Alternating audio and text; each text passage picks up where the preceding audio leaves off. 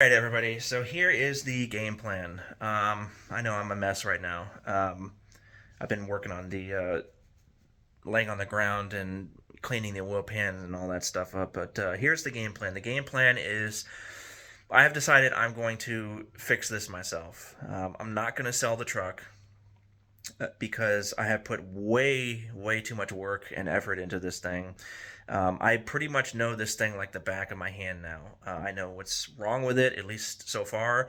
I know what needs to be fixed. I know what I have fixed. And if I buy another truck, that doesn't have engine problems, it's just going to be the same crap over again. I'm going to have to do the floor pans, at least at the very minimum.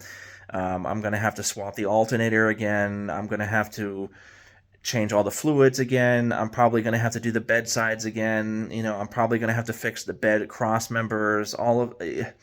It's just, why would I do that to myself? Um, so, a lot of these shops have quoted me $1,800 to $7,500 to do this. $7,500 is absolutely insane. I don't need a hot rod. This is not a Super B that I bring to a car show and then just park in my garage and never use it. Like some 80-year-old man does. This is a work truck. It is a truck. I live on 14 acres. I use it as a truck. The power on this engine that it has from factory is perfectly fine for what I use it for. It actually has more horsepower than my Wagoneer does because it's an older 360. My Wagoneer is the newer one with the completely smogged out, low compression engine. So this one has plenty of power. If I want a little bit more power, I'm sure I could put like a 4-barrel intake and a 4-barrel carburetor on there.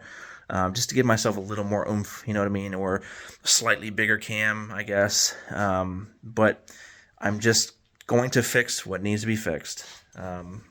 So yeah, here's where I'm at right now. I need to clean this mess up. I need to get rid of all this oil and coolant that I've saved up over the last couple years. I need to sweep the shop. I need to clean all this up. I have no tools on the pin board. This thing was full of tools. They're just everywhere, laying all over the place. I need to reorganize my shop. I need to clean this up. So I have the facilities to do this. That's another reason why I decided I'm going to do it myself. I have a nice shop. I have solid oak, workbench. I have all these workbenches over here to lay all the parts and everything, line it all up, mark it, so I know where they all go when I put it back together. I have all of that.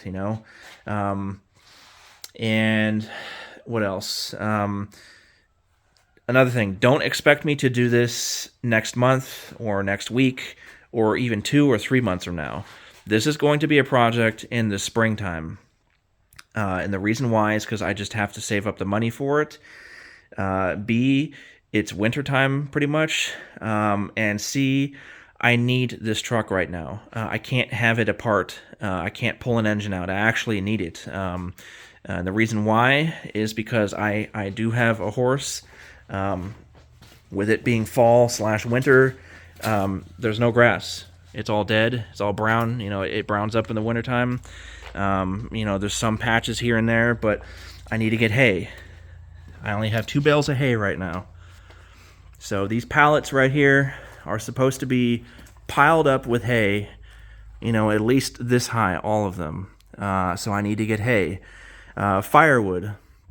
This is a pretty decent pile. It's a little bit more than I had last year, but from here over was stacked up to here. This little section right here. I've already used this much wood in the last month. So, excuse me. So I need more wood, and I need my truck for all of that stuff. So, this 8-foot bed in this truck, I can put 25, 30 bales of hay on here. So I'm not about to throw 4 bales of hay in my Wagoneer and tear all that interior up with all that hay, so I need and make 30 trips, so I need this. So I'm going to paint, the oil pan, paint the valve covers. I've already cleaned them all up. It's as clean as I can get them. I need to degrease it all though so I can paint it because it has an oil film on there. I'm going to paint the dipstick tube AMC blue again. All of this is going to be painted AMC blue like I did my Wagoneer over 2 years ago. I have videos of that. Put it all back together. I'm going to fill it with 1040 oil. Probably put some Rizlone ZDP in there. ZDDP, sorry. And drive it sparingly. Use it only when I need it. I'm sure it'll be okay.